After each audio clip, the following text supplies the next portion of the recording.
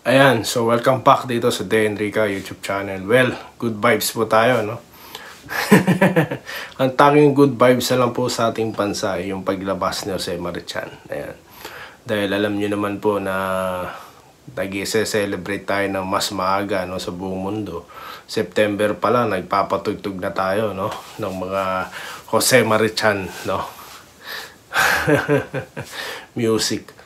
Bali, no, maganda sana, no, kung puro good vibes na lang yung pag-uusapan po natin. Pero, yun na nga po. Hanggang ngayon po, no, walang ibang balita. Napapansin nyo po ba? Wala pong ibang balita. Kundi ito pong itong mga Duterte, no. Of course, si BP Inday, no. Then at the same time, yung mga kasong pinag-uusapan na naman po. Di po ba? Taliwas po sa mga nangyari nung nakaraang administrasyon kung saan puro developments po yung pinag-uusapan. Maliban po dun sa pandemic. Kasi kahit po may mga pandemic, kahit may mga gulo, no, sa ibang lugar tulad sa Marawi, may mga developments pong pinag-uusapan. Diba? Kasi siyempre nung panahon dating sinundan ni Pangulong Duterte, puro kapalpakan, diba? Lalo na sa transportasyon. Ang ganda po ng pagdedetalye, no, ni Arthur Tugade, yung dating secretary. As we speak, Mr. President. Tsaka nakikita nyo talaga yung mga plan of action and execution, talaga pong nandun lahat.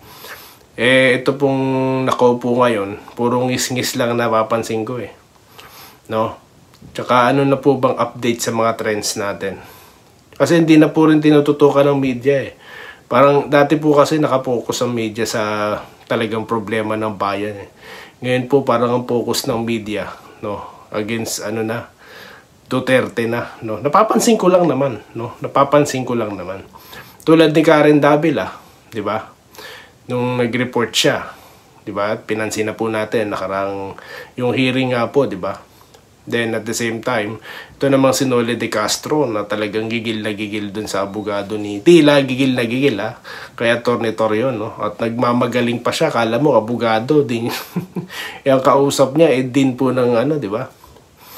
Tapos pa pala yun, top notcher. Tapos nakikipagtalo siya, lakas ng loob So yan po ang media natin ngayon. So wala na po tayong puro yun na lang ang balita, no.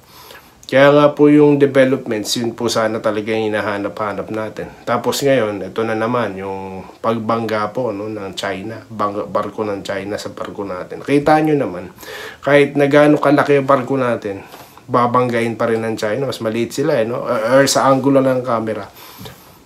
So di po natin alam ito na lang lagi yung balita pumapasok sa atin. Kasi naman dapat move forward na tayo, di ba? Dapat kasi titigil na yung pamumulitika. Kung gusto nyo tumatak ang pangalan nyo sa mga tao, dapat sa good works, parang mga Dutertes, di po ba? Hindi nakikita nyo na yung mga bumabaliktad, no? Yung mga balimbing. So yun yung mga natin, nababalitaan natin ngayon. Napakapangit po talaga ng politika dyan sa atin, no? Wala ganyan talaga Kaya nga nung nakaamoy ako ng ganyan, I thought makagpapahinga na po tayo sa bansa natin, no? Pero sabi ko hindi, magulo. Dito muna tayo, no? Tignan natin kung hanggang kailan tayo dito. Kaya po tayo nagkakaganito, no? May mga usapang ganito. Meron po kasi akong gustong sabihin pagdating sa mga politika. Kaya dito ko po nilalabas. Hindi po sa Facebook. Dahil masyado na pong toxic yung platform na yun para pa maglabas ka ng mga ganitong klase ng mga maganda po dito para dito magsasagutan. Ito po yung magandang point of view lang naman po natin. No? So yun po yung ating mga napapansin ngayon. Wala po tayong mainit na issue ngayon, no? Pero inaabangan kung atin nga po ang BP, no. Siguro tingin ko hindi na atin yan. Pakiramdam ko lang po, no. Mas malakas ang pakiramdam ko na hindi na siya atin. Pero who knows, no. Alam naman po natin walang kinatatakutan ng BP. Lahat sasagutin niya, di ba?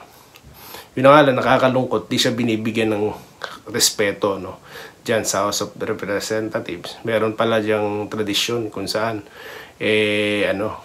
biglaan na nilang i-move, no, para i-approve yung budget. Ginawa po dati yan, no, noong 2023 ata yun ni Sandro Marcos, no. Pero ngayon, nakita nyo naman ang mga pagtatanong, di ba?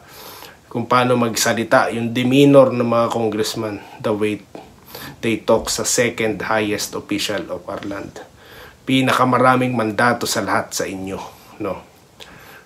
32 million votes, mas marami pa sa boto ng Pangulo. So, ganyan nyo siya i-trato. So, nakakalungkot po yan. So, nandito lang naman tayo, nakasupport. At yun lamang po, ating masasabi ngayon sa content na ito. At tayo po muling magbabalik sa mga mainit pang issue dito sa DN Regal YouTube channel. Muli, maraming salamat po sa inyong panonood.